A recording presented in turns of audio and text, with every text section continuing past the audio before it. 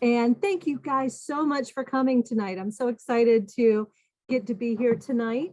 And I am coming to you from my cubicle here at the Wacomico County Board of Education. It's a little junky. I kind of scooted all the junk up forward so it won't show in the camera. So, but anyway, I'm really glad to be here with you guys tonight talking about one of my favorite subjects, and that is just positive parenting. You know, I mean, the title of this presentation is Framing Behavior. And as we go through the presentation, you're going to see that the word frame stands for different things. Okay. And the reason I chose framing is when you put a picture or a snapshot and you take it and you put it in a frame, it allows you to kind of focus on it and kind of look at it a little bit differently. A frame kind of brings things to light. And that's kind of what we're going to do tonight. And we're going to talk about kids' behavior and some behaviors that you guys have seen or maybe have concerns about. Tonight is going to be really informal. I hope it's going to be a lot of fun. I am by no means a parenting expert. The only thing that makes me an expert is my child has made it to young adulthood and I have not killed him yet. So that makes me an expert. So, but I'm going to share tonight a bunch of tools. Okay. You know your kid best. Some of the things I'm going to share with you, you're going to be like, oh, that I'm not sure that will work with my kid. But hopefully some of the things I'll share with you, you're going to be real excited about. You're going to say, yes, that will work. So I'm just going to give you a lot of tools for your toolbox. Some may work, some may not. But again, you know your kid best. So you can select and change and maybe pick something that might work for you. Okay. So that's kind of our goal tonight, for you to leave with at least one tool or one strategy that will work with you and your kiddo. All right. My real job, or what I do when I sit in this wonderful cubicle, is I am one of the special education supervisors here in Wacomico County. And I supervise the special education teachers and programs in 9 different buildings in the county, ranging from elementary all the way up through high school. I've had this job for about 27 years. Or I've been a special ed teacher, I'm sorry, for a long time. I've had this job for about 15 years, but I've been a special educator for a while. And one of my favorite things to do is to work with teachers and parents and kids, especially to help an IEP team or even a family or a parent problem solve and try to figure out, you know, what's going on with my kiddo? Why do they act the way that they do sometimes? You know, what causes that behavior? And so, again, one of my absolute favorite things to do. And so I've kind of taken some of that knowledge and some of this information that I've learned from working with other parents, that I've learned from working with teachers and working with kids over 27 years, and kind of combined it into this presentation tonight. So again, this is really, really informal, and feel free to put questions in the chat. Ms. Tana Ellis and Beth are going to be checking that chat. So whenever a couple of questions pop up, they'll just go ahead and ask me. So any questions, feel free to put in the chat. Okay. So let's go ahead and let's get started.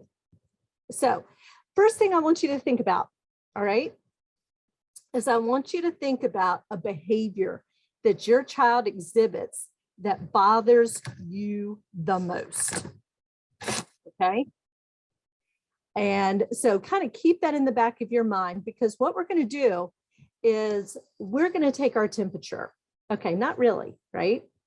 So if you want to show yourself on the screen, that's great. I'd love to do it. If not, I want you to just do it at home. Okay. And I want you to pretend that your arm is a thermometer, right? And when I say a behavior that really bothers you, I want your arm to creep up. Okay, like the mercury in a thermometer going up, right? And if it's something that doesn't bother you too much, you just kind of keep your hands down. All right. So I'm going to call out some behaviors and really think about it. If you're just working there from home, you may want to jot down some of the behaviors that really bother you the most too, because we're going to come back to that in a little bit. So you need to be able to recognize the behaviors that really concern you. Okay, so here we go. Are you ready? First behavior. When a kid talks back to you. When a kid talks back, oh, thank you, Rochelle. She got that hand up there, right? Okay, here's another one. Ready? I taught middle school for 5 years. This is my personal favorite, eye rolling, right? All right. Whining. Where's that on your thermometer? Tattling. Personal favorite as well. Fighting, when they're always fighting with siblings or cousins or friends. Is that one of your favorites? Hitting. Yeah, I have a hard time with that one. Crying. Begging, please, please, can I have another piece of candy? Please, please, can I watch more TV? How do you feel about that one? Pouting. And just refusing to do what's asked. Okay, that one's a big one for me. So let's think about this for a minute. Why do you think we did that activity? Okay, there are really two reasons that we need to kind of recognize our own tolerance level. Okay, the first one is when we find ourselves to be more tolerant of challenging behaviors, you will find that the behaviors are less challenging. Let me ask you a question, and I want you to think of the answer in your head. Do you think your kids know what behaviors they do that get on your nerves? Yes, they do. They know exactly what they are doing. They know your triggers, don't they? Right? So because they know those triggers, they know how to get you going. So we've got to be aware of what those triggers are, okay? Because our kids know how to push our buttons, and we've got to prevent them from being able to do that. All right, so we need to be self-aware. So next time they come in they push our buttons, we don't necessarily respond, okay? Because we're aware, you know what, they're trying to get me. Because what we're going to start doing is we're going to start looking at our students' behavior as communication, right? So we're going to look at our kids as if they are science fair projects, all right? And we're going to take all emotion out of it. And we're going to think about behavior being communication, right? So let's think about this for a minute, right? When a kid is a baby, they communicate through their behavior, right? If they're wet, they cry. If they're tired, they cry or fuss. If a 1-year-old has a tantrum, we understand that, right? And we try to figure out what's upsetting you. And we go through the list. Are you tired? Are you hungry? Are you wet? You need to be changed? You know, we go through that whole routine. And kids start to learn to communicate sometimes through their behaviors, right? So when our kids are exhibiting certain behaviors, and we take a look at those behaviors, right? And we start thinking, what are they trying to tell us? What are they trying to communicate with us? Then we can kind of see it from a whole different perspective. And it takes the emotion out of it, which can sometimes be really hard, especially if it's late, you're tired. But when we're dealing with behavior, it's always best to take the emotions out of it and try to look at it critically, okay? So behavior is communication. So we're going to think about, what are they trying to tell us? Are they bored, tired, confused, overstimulated? Because let me tell you, we do horrible things to kids at school. You see my rubber band here? All right. So here's what happens. They come to school, they sit down, they have to do their work. They've got a little bit of a break. Sometimes work may be kind of hard for them. It may be kind of challenging.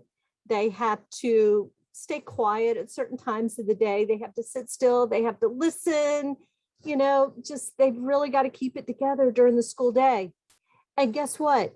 They walk in your door and you say, hey, honey, good afternoon. How was school today? And they pitch a fit or have a tantrum or they just explode. Because you know what? We've stretched them. Okay. And sometimes we stretch them just a little too much. And they walk in that door and that's their opportunity to pop and to get it all out. I have parents tell me all the time, why is it that my kid is great at school and then they come home and they act like a crazy person? Sometimes that's why. And so we've got to think about, we're going to talk about some strategies tonight to help us kind of plan for challenging times for kids. So maybe when they come home, they won't quite pop, okay? And things might be a little bit better. Because sometimes they're overstimulated. Sometimes they've just had enough, okay?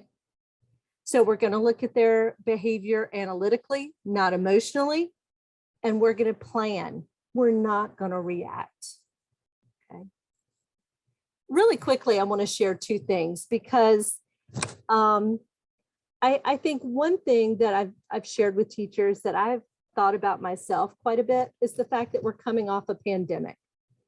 Last year and the year before have been times in education, times in people's homes. It's just been so challenging to a degree that nobody has ever seen before. And this time, as kids are trying to get back into school, you guys, as parents, are trying to get back into the routine and support them. You know, we've all been through so much. And I just want to say, when we're talking about behavior, please give yourself some grace, right? Because you guys have been through it. And we could not have done any of what we accomplished last year without you guys. Parents are essential, but we need to be able to give ourselves grace as well as parents. Because our kids are struggling a little bit. We've had to get back into the routine and it has not been easy for a lot of our friends, which makes sense, right? So for a year and a half, they didn't really do school. And now we're back full-time all day, every day. And it's really been a little bit of a challenge. These were two posters that I kept on my desk last year during the pandemic. And they're actually two of my favorites. And I hope maybe they might help you a little bit too, especially when we talk about behavior. I love the first one. Stop trying to calm the storm, calm yourself. The storm will pass, right? And then the other one we're going to talk about a lot. Pick your battles. Nope, too many battles. Put some battles back. Pick fewer battles. And that is really true, okay? So sometimes there's going to be a lot of chaos around us. Our kids are going to feel really chaotic. Our house may feel chaotic. And you know what? Sometimes that's just how it is. The only thing we can control really might just be ourselves. So that's where we start, right? With ourselves. Okay, so one more thing that I keep around too. And the first time I read this, I was like, no way. But I read it and it says, release your shoulders away from your ears, unclench your jaw, and drop your tongue from the roof of your mouth. And it's amazing if you're reading this and you're doing that, which I have to do every time I read it. It's amazing how tense we get sometimes, right? So this goes back to giving ourselves grace, giving ourselves the opportunity, even if it's 2 seconds, to do the 3 things on this poster and then go out and deal with what we've got to deal with at home, okay? Especially when we're thinking about our kiddos and their behaviors.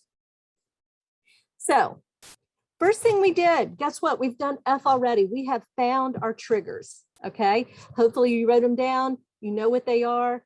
As we said earlier, the kids know what they are. They know how to pick at you. So we've got to take control over that. We've got to calm ourselves and we've got to pick our battles with our kiddos. And that's huge. The next thing we're going to talk about is reducing verbalizations.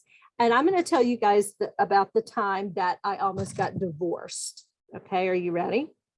So let me tell you a little story. My son, I guess he was probably about 8 years old, 8 or 9. And I haven't told you guys much about Connor. Connor is my kiddo. He is now a young adult. He was diagnosed with ADHD and autism at age 5. So he was kind of giving us a run for our money when he was much younger. And so we really had to try to figure out the best way to help him handle all the stimulus that was going on in his life, handle school, handle a lot of frustrations he was feeling. It was kind of tough. So Connor, again, great young man. He's turned out great. It's despite me, the kids turned out really well. So, but we, it was his 8th birthday, I think. So, and just so you have a little bit of background about the kind of kid that Connor is.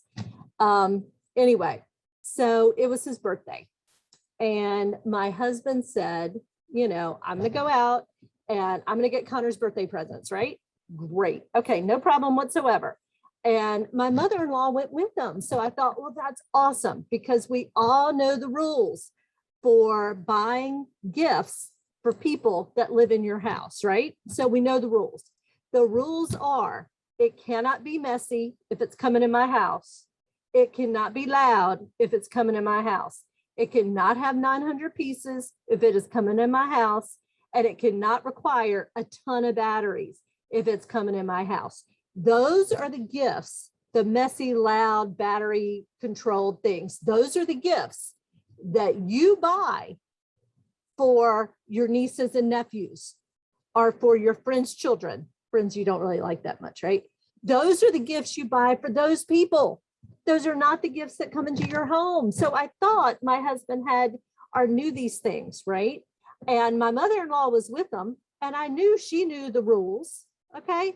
So he goes out, and the first thing he comes home with, or he shows me, is Cyborg Assault.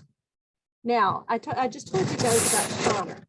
And one of his characteristics when he was much younger is that he was very hyper-focused on everything had to fit and be perfect. And if it didn't work all the time, he would get really, really frustrated, right? So I'm sure many of you have had experiences with Hot Wheels tracks in your life, okay? And my personal experience with Hot Wheel tracks is like, they're great when you first put them together, but after cars roll over them a couple of times, they kind of fall apart, and they're not necessarily always the most sturdy things. So for kids, it can get really frustrating because you put all this stuff together and it doesn't always work as advertised. Okay, so I knew that Connor would probably get frustrated. Connor opens this. He is so excited about it though. And my husband was like, yep, Cyborg Assault, love it. Great gift. I'm like, okay, all right, I can forgive you for this one. All right, and then he opened the next one. This is Slime Kano. It was later determined to be the worst toy of 2008 or whatever it was. Let me tell you a little bit about Slime Kano. Remember the part about the Hot Wheels not sticking together really great? That's the case with Slime Kano. Except the track also goes up in this thing's head. All right, so it's curly cued and doesn't stay together very well. And then to add to the fun, there is this red slime that comes out of its mouth to try to hit the cars as it goes through. And the red slime has these rocks in it that the dog really liked to lick. That was gross.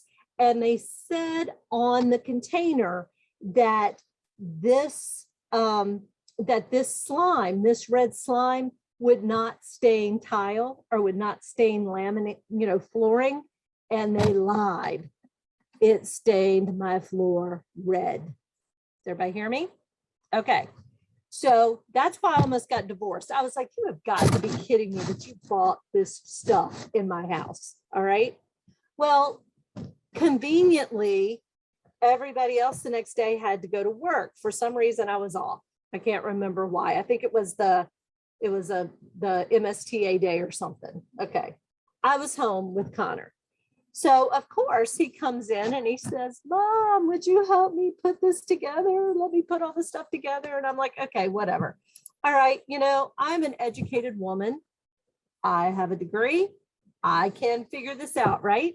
So I got my cup of coffee, got a little extra adult beverage. I put in my coffee and we dumped it out. And I said, oh my gosh, here we go. All right. So as soon as I saw this, I just started to get anxious. I can do a lot of things pretty well. I'm not great at building stuff, but I'm like, okay, I got this. I'm not going to get frustrated. We're going to do this. So I took a look at the directions. Okay, this is for the first one, cyborg assault. So I want you to take a look at these directions. And I want you to tell me, or don't tell me, because I know, you know, we're kind of virtual here, but think, what's missing from these directions really? Especially look at 1 and 2. You know what's missing? Is words. And I thought, okay, well, this is interesting. So what I did was I took the directions and I folded them out, folded them up really tightly, and I just folded it up so I could see just one square at a time. So I just focused on number 1, and then I just focused on number 2, right? And that's what I did. And I eventually ended up building it. Not only building it, I did a really, really good job, right? And the kid was happy until it didn't work. And then we had a whole nother ball of wax, but that's okay. I built the thing, right? So, but when I first saw this, I got anxious, okay? I really thought I wouldn't be able to do this. And I started to become frustrated. And you know what? The way I felt about this is sometimes the way some of our kids feel when they get home and have to do homework, when they have a lot of stress, when they have a lot of anxiety, a lot of things going on their plates. That's how they start to feel too. And one of the best things that we can do for our kiddos is to stop talking as much. All right. Because a lot of times, and I'm guilty, they walk in the door and it's like, okay, hang up your book bag. We've got a dentist appointment. You've got to get your homework out. Can we do your homework in the car? You know, how are we going to get that done? How did you do today? What do you have? Anything for me to sign? And it's just this constant talking at them. All right. And for many of our kids, it creates that anxiety.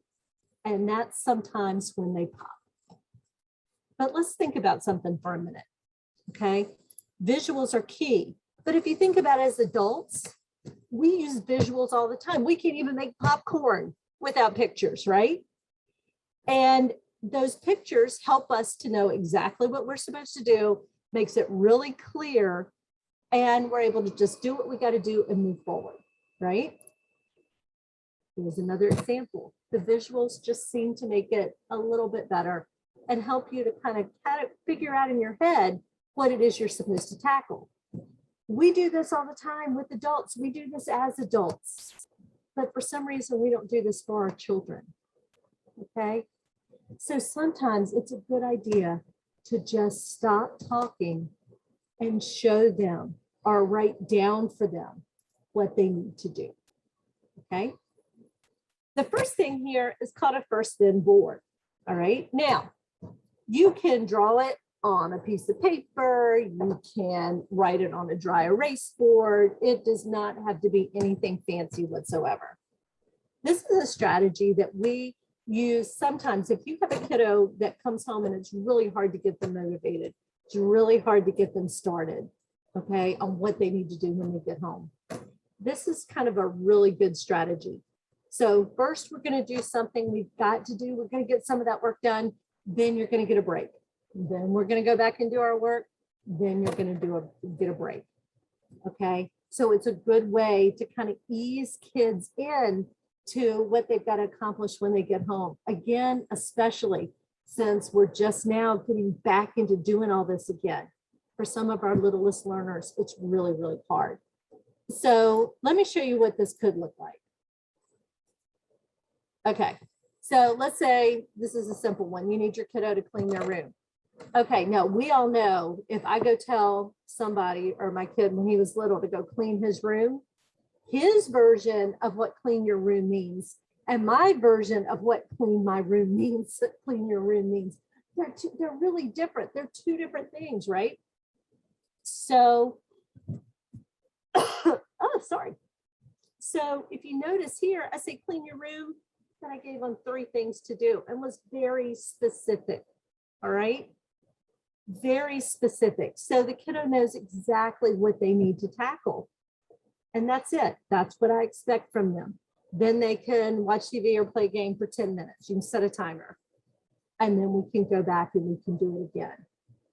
What's really cool about this is the kid can take ownership. It's not me having to talk at my kid to do something. They can see it. You can take pictures of their room being clean. You can take pictures of the messy bed, the toys on the floor, hang up the clothes, print them out real quick and just stick them on there if you have a kid who's not quite reading yet. So they know exactly what 3 things you want them to clean up. And that way you're not having to say it over and over. Go clean your room, go clean your room, go clean your room. They can look at this, what they need to do, and they can tackle it on their own. This is another option, and this is a checklist. Again, this is just a copy here. You can scribble it on a piece of paper or a dry erase board. Totally doesn't matter. Again, you can take pictures and print out for a kid who's maybe not a reader yet, but just needs those visuals. We do that with this kind of setup. So I just got tired in the morning of saying the same thing over and over and over with my kiddo. I got tired of saying, get dressed, put your shoes on. Did you brush your teeth? Did you eat your breakfast? Did you brush your hair? Where's your clothes? Are you really wearing that? You know, I just got sick of it, right? So what's really cool about this particular strategy is, again, the kid takes ownership. Less is more. I'm not screaming on top of them. They're able to reference the pictures or reference the words and do what they need to do. To add a little flavor to it, I told Connor that every time he did one of these things independently, and I checked it, then he would get a letter on the refrigerator. Now, let me tell you what that means. I went to Dollar Tree and got some of those magnetic letters, you know, that you put on the refrigerator. And let's say, because kids want to earn stuff, and we should not give this stuff away. They need to earn things. So he really wanted to earn some time to play a video game, or he wanted to earn a video game, or your kid may want to earn ice cream, or they may want to earn something. Okay. Maybe they want to go to the beach. Great. So you would take the magnetic letters, B-E-A-C-H for beach. And every time he got 5 checks with me not having to say anything to him, he followed his checklist, he checked it off. I would put a letter on the refrigerator. When we spelled the word beach, we went to the beach. Okay. When we spell the word video game, he could have video game time, or he could get a video game. Okay. So just another way, again, we're also building that independence, because that's ultimately what we want from kids. Think as adults, I cannot function without this device right here, right? We've all got one of these, right? And I make lists like crazy. I have on my phone, as many of you probably do, I have a list feature. I have like a little sticky note that I can, that I put notes on to help me remember, and I'll check off thing on my calendar or on my sticky note feature on my phone. We do this all the time as adults. Think about what a good skill that is for our kids to build, even as they're little. what we're asking them to do or what we're helping them to learn is, you know what, I've got this big task I've got to tackle, but I can break it down into little parts and I can accomplish it independently. And ultimately, that's what we want our kids to do. I know college kids, I know adults that have a hard time looking at a big task and breaking it down and checking it off and following and accomplishing that task, right? Sometimes I'm not the best at it, okay? But what a great skill for our little people to learn so that they can learn how to function without us always telling them what to do. And it builds a real sense of independence for them. Again, hear words, but you can use pictures, totally fine. Here's a checklist. So this kiddo, come home and do homework. You could go outside and play, and then we're going to eat dinner. Great. You can go on Google Images. You can get, images from that. Again, use your phone, take pictures. If you can, print them off. You can draw pictures. If you're inclined, draw pictures. Who cares? As long as you and the kiddo know what it means, you're good to go. All right. So this doesn't have to be anything really fancy. But what's important to know is that when kids do start to become frustrated or heightened, or they're about to pop, reduce your verbalizations. Use those pictures. Write it down and be quiet, right? How many of you, your favorite thing is when you're getting upset, somebody tells you to calm down? That's really helpful, right? Because nobody in the history of calming down has ever calmed down when somebody told them to calm down. That just irritates you even more, right? Same thing with our kids, right? So let's reduce those verbalizations. The next one here is the hardest one, and it is to always be I was wondering if you... Now, I'm going to show you a video clip from a movie from the 2000s, okay? I am not saying by any means that you should watch this video with your children. Actually, I don't want you to watch this video with your children. There are 3 of them. This is a series called The Transporter, and it's the Transporter series. If you just need to fill your brain with just brainless entertainment, this is the series for you. Lots of explosions, lots of that kind of stuff, okay? It is an old movie. You can probably find it for free somewhere. But anyway, they are awesome, right? So in a minute, I'm going to explain to you why I'm making you watch this really, really old movie clip, okay? So we're going to watch this and then I'll explain a little bit more. Wouldn't mind transporting something for me? No questions asked. Why not? From the maker of The Professional and La Femme Nikita. Once we make a deal, the terms of that deal cannot be changed or renegotiated. Frank Martin is the best in the business. 75,000. Half now, half on delivery. He never made a mistake until today. What kind of theater am I in? Deep trouble. You know what to do. Just be quiet. Come on, go, go, go! Why'd you try to kill me? You broke the rules. You opened the package.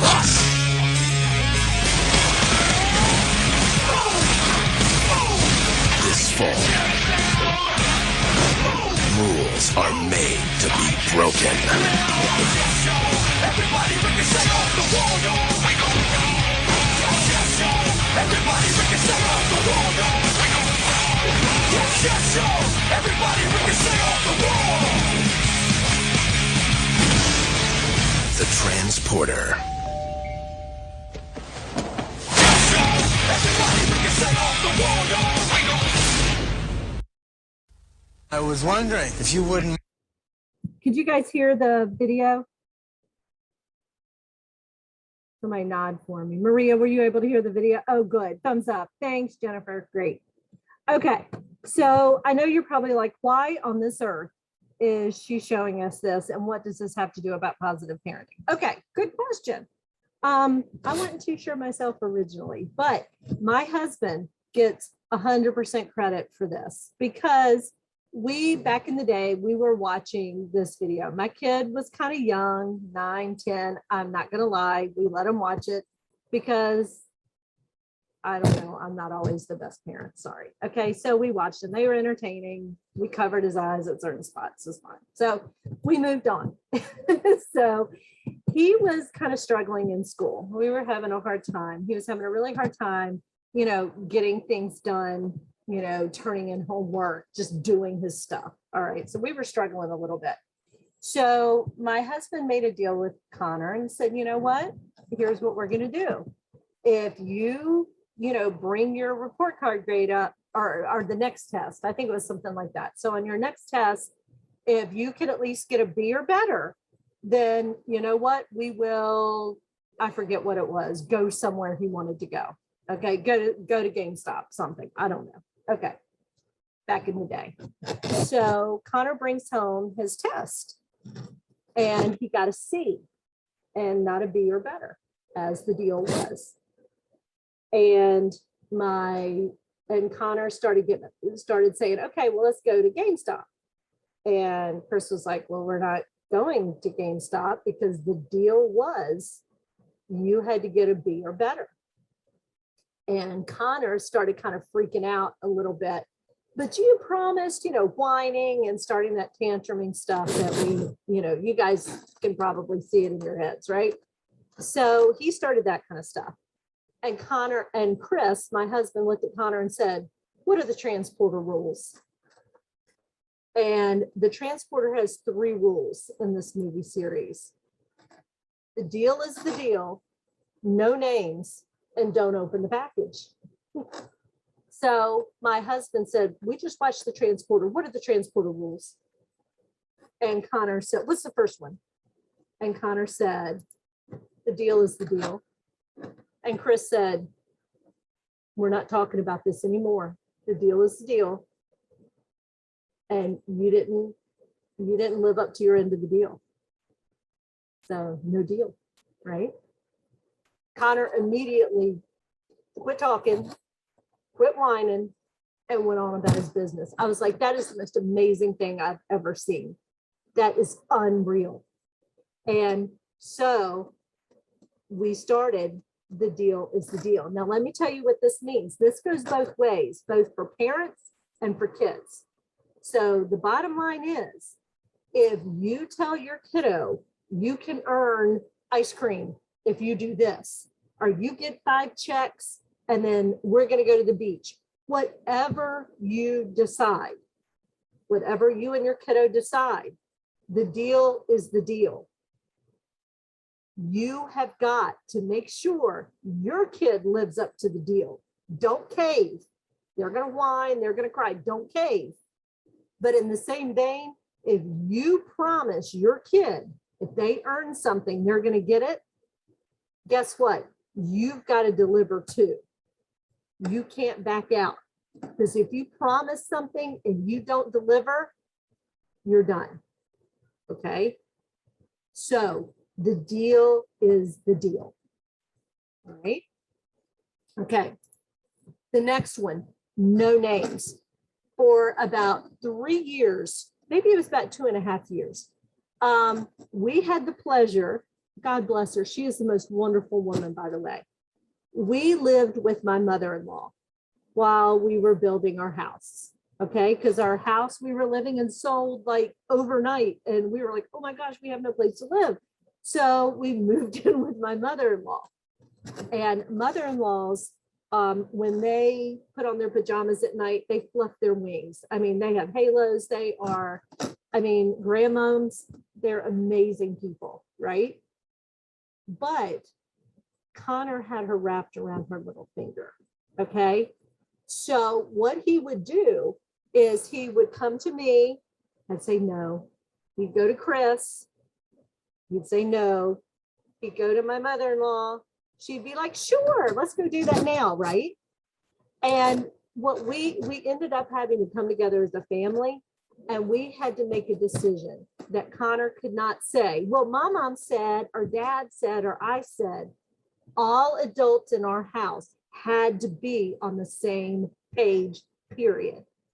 So when the transporter talks about no names, what we mean by this, what we mean by no names in this scenario is every adult has got to be on the same page. Okay? Because if you're not, your bright, wonderful, precocious children are going to use, they're going to use you against each other. And that just creates a whole nother level of drama, right? So work together, no names. If you have all adults on the same page, things get taken care of just like that. And that will stop the using each other against each other. The last one is don't open the package.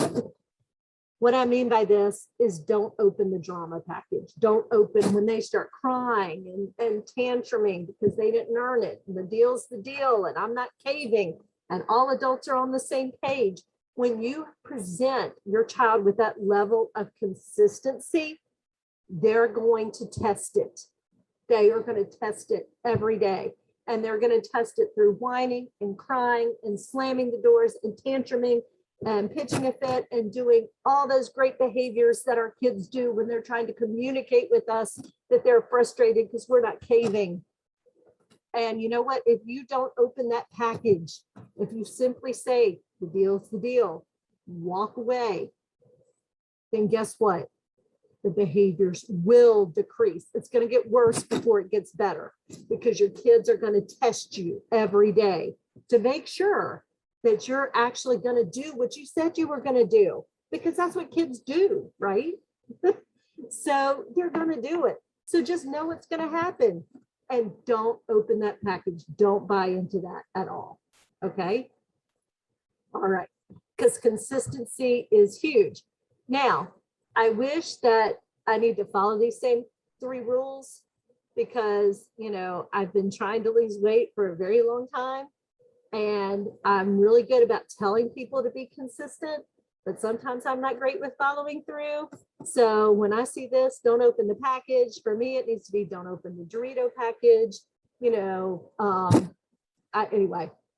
it's hard. Consistency is the hardest thing that we can do. It is so hard, especially when you're tired and you're worn out and you just want the sweet little face out of your face so you can have 5 minutes of peace and quiet. That's the reality, right? But you got to hang tough. And it is so hard. This is the hardest part in life in general. Weight loss, children, work, whatever. It's hard. Okay. So, but we've got to try as hard as we can to be consistent. So we found our triggers. We know we're going to kind of reduce our verbalizations, write stuff down for kids, let them take some ownership. We found out that we're going to always try to be consistent best we can. And the next one is to make routines a priority. All right. So kids do best when they know what's happening next. All right. How do you feel? Sometimes I think when we think about kids, I always like to bring it back to myself or as an adult. And I can tell you right now, when I have my schedule, and trust me, my schedule's like your guys' schedules, you know, every day, you know what you've got to accomplish to get things done, right? And if that schedule changes or something, you know, doesn't work the way it should on your schedule, you get frustrated, you get upset, you know, because that's life. That's how we are as adults, right? We don't have time for our schedules to change. I've got to work today. I don't have time for my kid to throw up. But you know what? Life happens, right? So, but let's think about things on a daily basis. If you're a little kid, if you're a kiddo, all the way up through high school, don't have to be little, you really don't have a whole lot of control over your day, do you? So what happens is I'm sitting there at school all day, I'm playing with my friends and I'm thinking in my head, you know what, when I get home today, I'm gonna do my homework real quick and then I'm gonna go over to Susan's house and we're gonna go play outside. I'm so excited, right? And then mom, you show up, or dad, and you pick up your kiddo and you're like, okay, great, we got a dentist appointment. And Art, you've got to come ride with me. I've got to go to Walmart. And then all of a sudden, guess what happens? They pop. Because that's not what they had in their brain as their schedule. They had something else planned in their little lives. And sometimes they feel like things are done to them. So in order to help prevent this, what we need to do is make sure they have a really good understanding of what's going to happen after school, before school, during the day, when there are any kind of changes. This is so simple, but it's so powerful, because when kids know what to expect,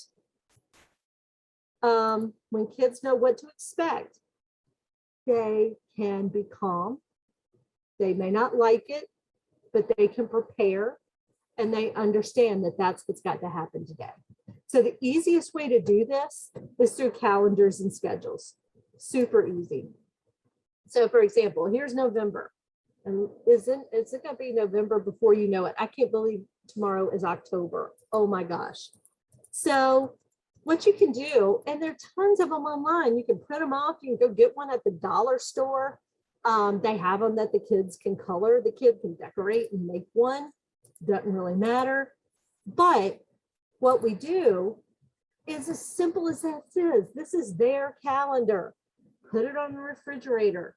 Have them write in it when they have soccer practice, when they have a haircut, when they have a dentist appointment, when they have to stay after school for play practice or an activity. It doesn't matter. And have them fill it out every month so that they know what to expect. Just like we want to know what's coming up each day, we need to give that same responsibility to our children. Also, if you tell them and help them learn how to write things on a calendar, again, what a huge skill to learn. There are college kids who have a hard time planning ahead and writing when things are due on a calendar, right? When you have a big project due, when you have a test. What a great skill to start teaching our little bitty kids now, because then when they get older, they'll have this skill set. Again, the simplest things sometimes are truly the most powerful. Calendars and schedules are huge. Again, it relieves that anxiety, takes away that verbalization, gives the kids some ownership, and teaches them that skill of how to schedule. Okay. I've showed you that checklist earlier. This is another great thing to do. When you get home this afternoon, here are in the morning, here are the 5 things you're going to do. Boom, boom, boom, boom. And again, you're not having to repeat it over and over and over. If you have a kid, again, who these 5 things are too much, don't do 5 things. Do 2 things. Or better yet, if you have a kid that's just starting out, do the first then board. First, we do our homework, then you can take a break. Start there. Okay? Baby steps. We've got to teach our kids these skills, and it takes a long time to do it. You can also do this with your husband, your wife. You know, first you mow the lawn, then you can watch football. Use it with each other. It's great. The whole family can use it. Good stuff, right? All right. So we found our triggers. We are reducing our verbalizations. We know we've got to try really hard to be consistent. That one's so hard. We're going to make those routines a priority and make sure kids know what to expect each day.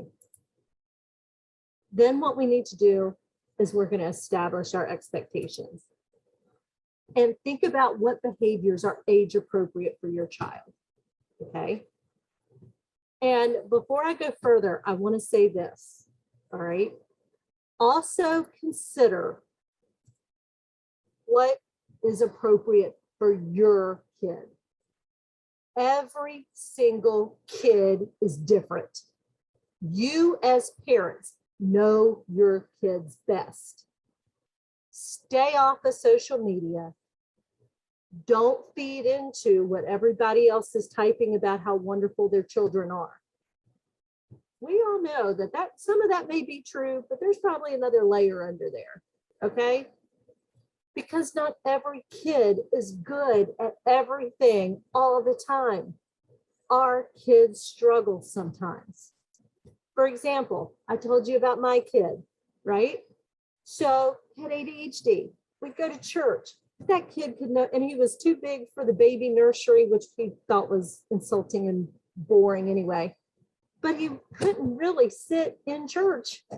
And the other moms looked at me, why is your kid not sitting? Well, because he just doesn't sit. And you know what? That's okay. So you know what we did? Every time there was a hymn, or they would stand, we'd sit in church, and then every time there was a hymn, everybody's standing up, everybody's singing, it's loud. We'd go outside, get a drink of water, let him run up and down the hallway 2 or 3 times. Then we'd come back in and sit down. And then he was good until the next hymn. And then we'd get up, get a drink of water, run up and down, and come back. Because you know what? That's what my kid needed. And that is okay. And I don't care about those other parents staring at me. That's what my kid needed. You do what your kid needs. If your kid can't sit in a cart for 45 minutes quietly while you go to Walmart, then you know what? Maybe he's just not ready to go to Walmart. Maybe you ought to try Family Dollar for a while first. If your kid can't sit nicely at the Applebee's while you try to have dinner, maybe they're not ready for that yet. Go sit at McDonald's first and build those skills. It is okay. And I don't care if somebody else's kid is fine dining at Ruth Chris with 12, forks and knives. It's irrelevant. You do what your kid needs. So you've got to consider, what is age appropriate for my kid? Is it age appropriate for a 3-year-old to sit at Ruby Tuesdays for 2 hours? Probably not, right? Don't do that. But not only what behaviors are age appropriate for your kid, but what activities are appropriate for your kid. That doesn't mean that we're not going to get them there. And that does not mean we're not going to expect them to later be able to go to a restaurant and dine. But maybe we're going to start at Denny's. So we're going to work our way up. Be realistic. Don't put your kids in positions where they're expected to do something beyond their current ability. Okay, that doesn't mean we're not going to get them there. We're not going to push them. We are. But give them a break. Teach them. Let them learn what your expectations are. Because a lot of times when our kids go to school, first thing I said when they get out the door, I said, be good today. What does be good mean? Be good to me might mean very different. He's probably thinking, be good at what? Right? So we need to be able to tell kids exactly what we're expecting. Not just be good or clean your room or do your work. What does that look like? For some of our children, we need to paint a picture, okay? You know what your kids' weaknesses are. Plan accordingly, all right? So this is a strategy that, that we use sometimes with children who are on the autism spectrum. Sometimes we assume a lot about kids, not just kids with autism, but kids in general. Sometimes we just assume that they know how to behave or they know what to expect. But how do we think that they know these things when we have not taught them? So this is a strategy by a lady named Carol Gray, and she does social stories. She's amazing. If you go online and Google Carol Gray and social stories, you'll get all kinds of things. And they actually work with kind of a pattern. But I'm not going to get into all that. But what I do want to do is show you an example of what a social story is. These are kind of basic. You can make them as advanced, or however. What I would do is you and your kid can write a social story together. You can read them together. Read them before you go shopping. Read them over and over and over, okay? Because these explain to your kids exactly what you expect. So for example, when I go shopping with my parents, they already know what to buy. They may make a list. When they make a list, I can look at the list and help them find the things we need on the shelves. Sometimes I want a special treat. My parents may say no. My parents may say yes. If they say no, I'm not going to beg and cry. When we have a good trip to the store, everyone leaves the store happy. Those are the expectations. Okay. And based on your kid, you might have to write a statement in there that says, I will stay by the cart. I will not run all over the store. Okay. Or I will not touch everything on the shelves. So you know your kid.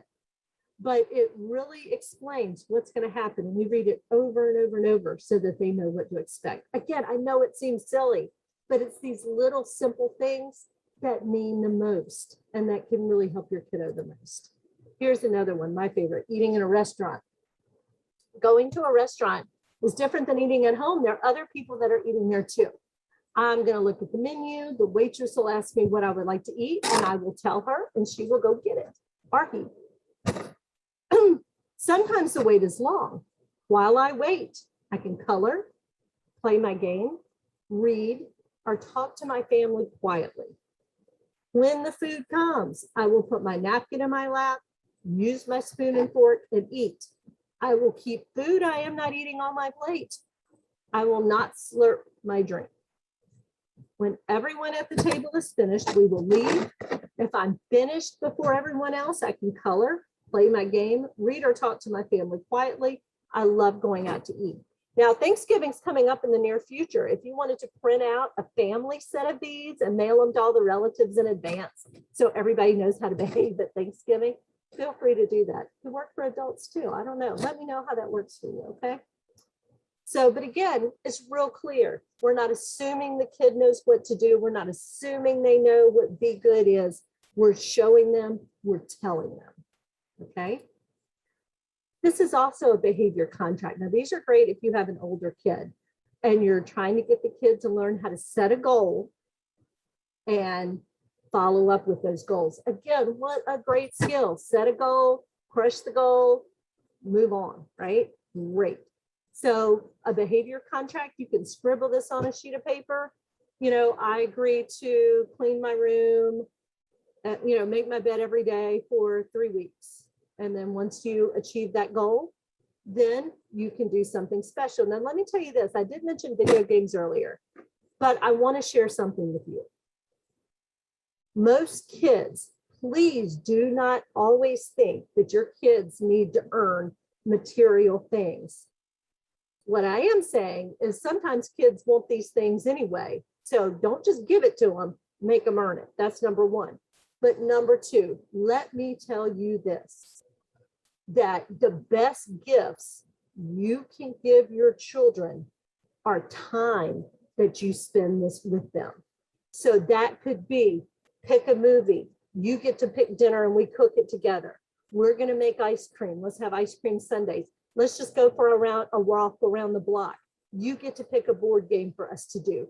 Those are memories. Your kid is not going to remember that video game you bought them in 3rd grade, but I can assure you they will remember the time that you and him cooked spaghetti and made a mess, or you tried to make breakfast for dinner because he wanted pancakes and you let him flip the pancakes. That's what your kid is going to remember. So for incentives, don't go out and spend a lot of money on your kids. Spend time with your kids. That's what they want. Those are the memories they will keep forever, I can assure you. So spending time with you is one of the best, because I will tell you this, like I said, my kid is now a young adult, but he remembers all those things, those fun, quirky things that we did, and those have stuck in his brain. Okay. So as they get older, that's what they're going to remember, is their time, the time that they spent with you.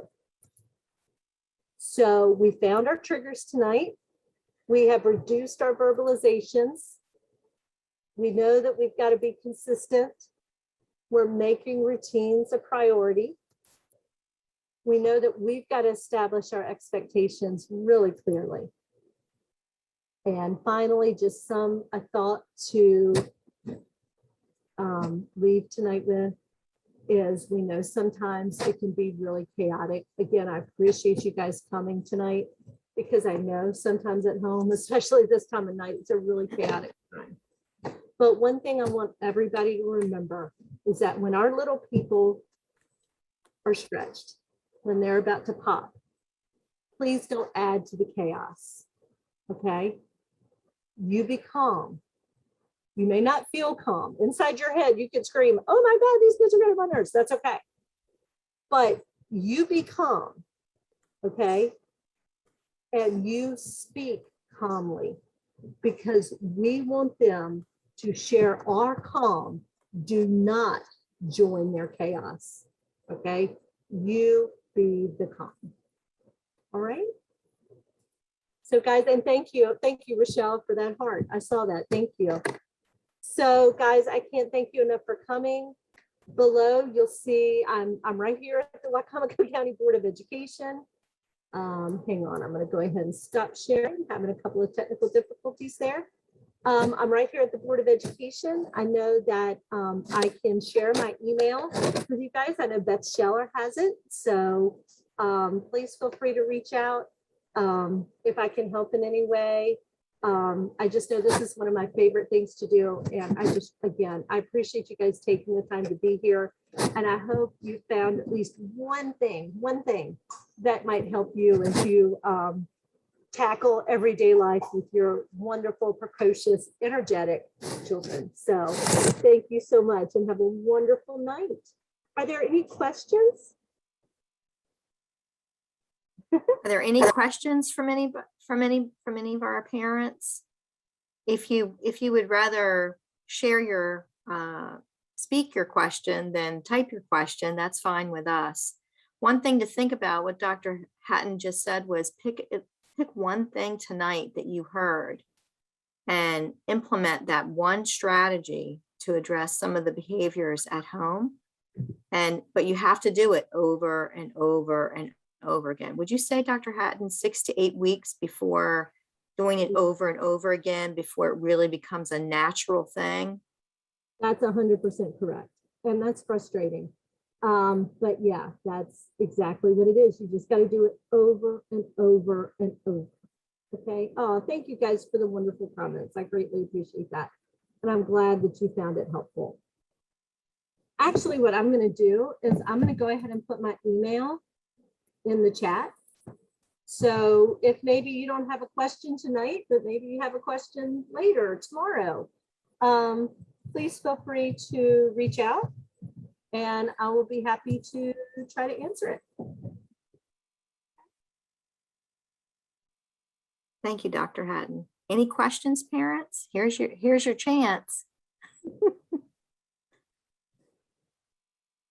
I did post a link to a Google slide that has links to different surveys, like an exit survey, to give us feedback on our program tonight, and also to give us some other ideas of topics that you might be interested in hearing about.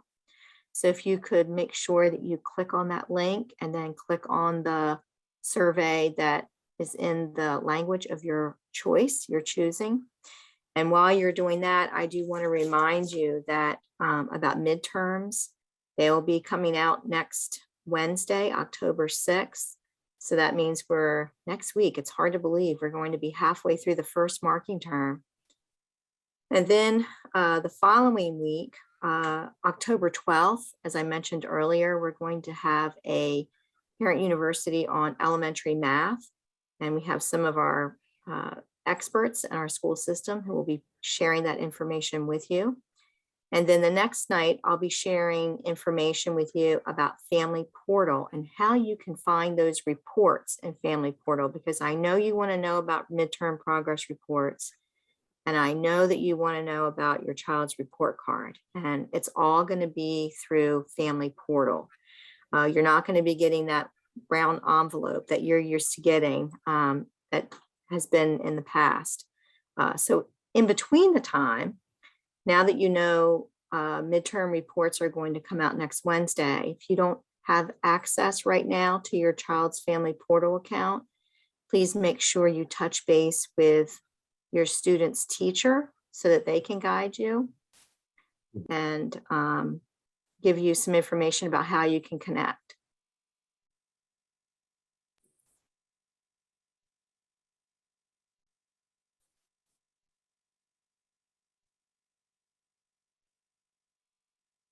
Any other last minute questions for Dr. Hatton?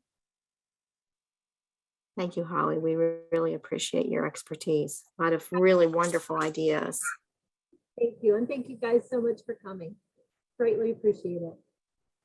Have a good night, everybody.